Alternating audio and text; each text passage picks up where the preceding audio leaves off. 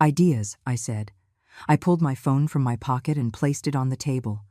Do you want me to remind you of your exact words? About finding something affordable but comfortable for my final years? The color drained completely from their faces. Caleb looked at the phone as if it were a poisonous snake. You were recording us, he whispered. No, I replied with deadly calm. You were recording yourselves. You forgot that the security camera I had repaired is working perfectly. And you forgot to tell me you were going to confess all your criminal plans in my own living room.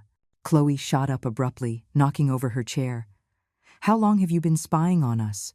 Since Tuesday, I admitted without flinching. 3 full days of recordings where you confess your conspiracy to forge my signature, steal my house, and get rid of me. I have complete conversations about Mr. Evans, the $5,000 the fraud costs, your plans to sell the property. Caleb stood up too, but he looked more like a cornered animal than a threat. Mom, please, let me explain. Explain what? My voice rose for the first time in the conversation. That your wife sees me as an obstacle?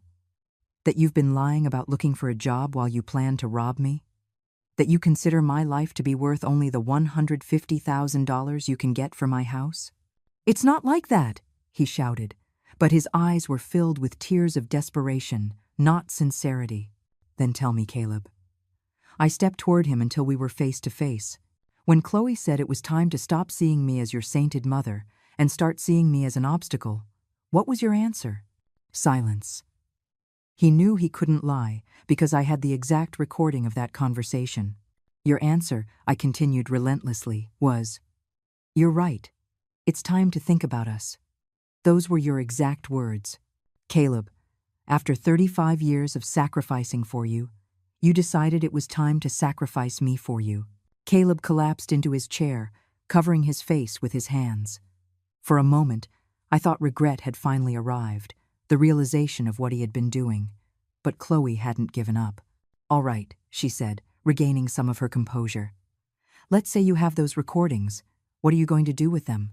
The question caught me off guard, not because of its content, but because of its tone. There was no panic, no plea. There was a challenge. Excuse me? I asked. I'm asking what you plan to do, she repeated, crossing her arms. Because as far as I know, Caleb is still your son. Are you really going to destroy your own family over a house?